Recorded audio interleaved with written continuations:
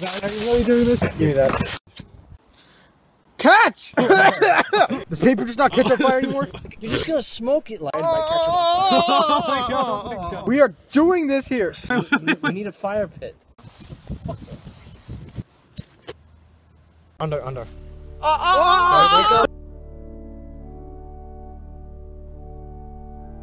Talk Decker, a place of pain and joy. When I first did my homework for school, I had no real place to do my homework. The most common place was at the dinner table where I ate, but my parents tried multiple different options for where I do my homework. Talk, can you see we're eating dinner? Talk, you can't be doing your homework Talk! Okay, thank you.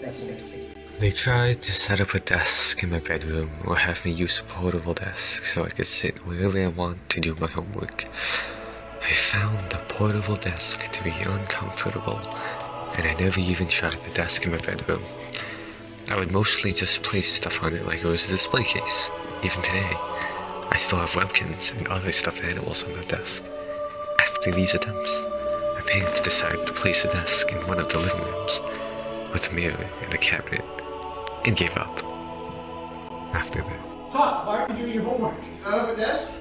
That's to sit on. Okay. I thought we were putting the fucking That's a bitch. At first, I did not like it. It seemed too dull and boring for me to ever enjoy. The thought of looking into a mirror of myself seemed distracting and intimidating. There was no motivation for me to move over to that desk.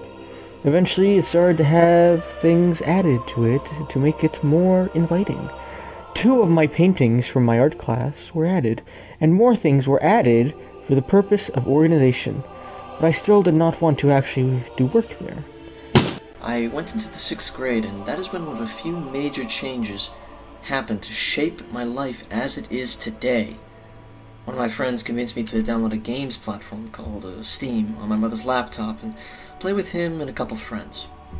That was the first time I had ever played a computer game, and I wanted to continue playing after that. The concept of playing video games with my friends online had completely imprinted itself on my desires, and that turning point led me to choose to play at that desk. The desk was more convenient because it was much less in the way than playing at the dinner table at random hours of the day, which rhymed with way. It became pretty convenient after that to do my homework there. And yet, if the story of my working area ended at this point, it would not match the current level of comfort and love and joy and pain I have for this place. The problem is that this laptop I was using was the linchpin of why I enjoyed being there, but it was my mother's computer. I was never really in a time of comfort when on that laptop, because to be honest, it was a poor, decaying excuse for a laptop, and my mother might just decide to rip it out of my hands on occasion. It was only at 7th grade and Christmas that I got my own computer. My father bought the parts for a desktop and helped me put the computer together. No one dared to ask his business, no one dared to make a slip. The stranger there among them had a big iron on his...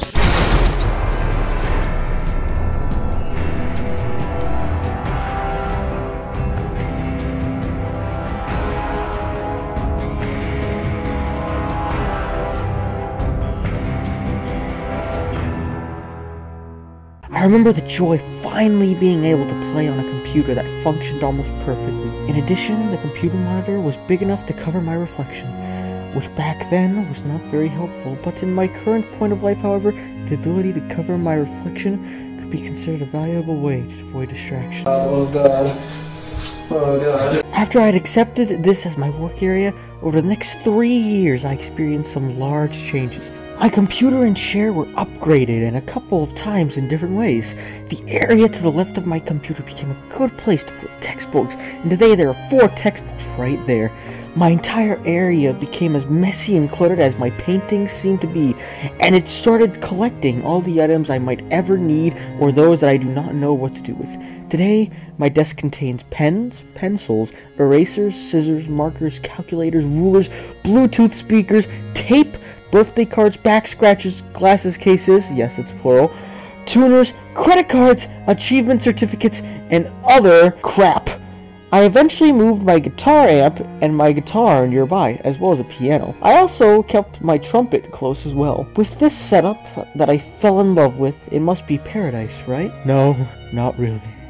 There are times, of course, where I feel content with my life and I feel a positivity inside. These moments are often more delusion than reality, broken when I have to face reality again. My parents have set up a countdown calendar right next to my seat that shows all the days starting from the beginning of my 2016 to the end of 2019 when I have to turn my college applications in. Oh god, the countdown calendar. Oh, the college. Oh. Above the year 2016, it says Harvard College. For the next year, it says MIT. Then it says Princeton University, and followed up with Yale above the year of 2019. Below the countdown calendar is a whiteboard where some of the things my parents want me to in the past are listed. Christian, what the fuck? Oh my god! They wrote the words speed reading as a reminder to do a program to increase my reading speed to help with tests and the SATs, ideally. My dad wrote crew on the board when we were still considering whether or not to have me do crew as a sport, and the only reason we were still considering it was because I was opposed to it. The worst part is what I start to think. Being in this work area without my parents' supervision all the time gives me freedom, and much of my life is often a reflection of the freedom that my parents have given me. Freedom to have fun, freedom to do well, freedom to talk to my friends, freedom to manage my schoolwork, as well as many others. There's no good without some bad, however, and it is no different with freedoms. I also have the freedom to make mistakes, the freedom to procrastinate, the freedom to be cruel, and the freedom to snap back at someone. Hey guys, what are you doing? What? Oh, nothing. Oh no, I'm completing shit. Delete. I said delete it, Ryan.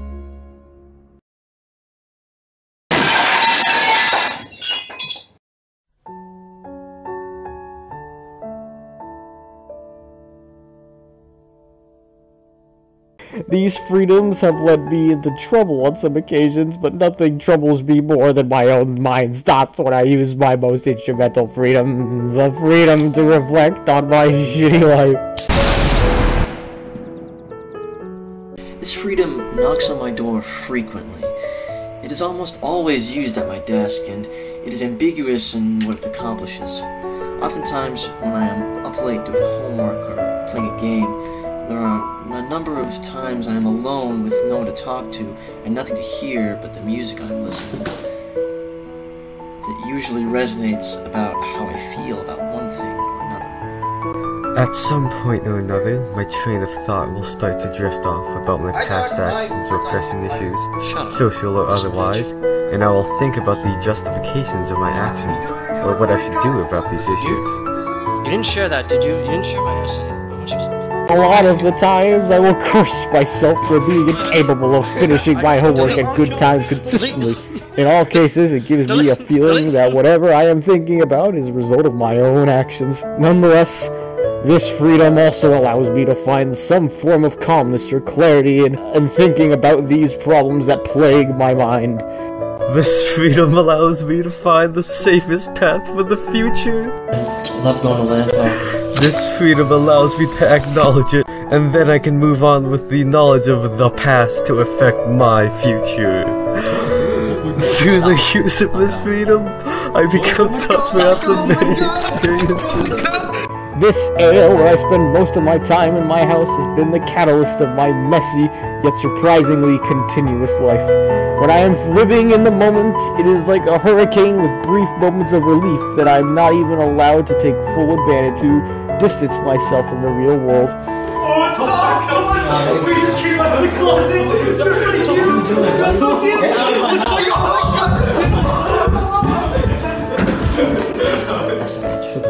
Look at the camera.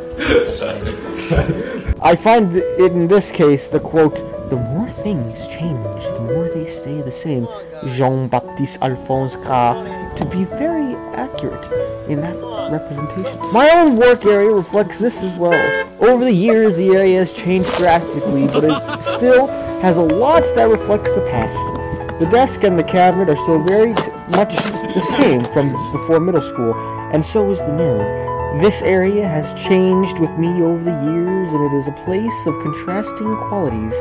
It is where I can sometimes feel like I am in heaven, and sometimes feel like I am in hell.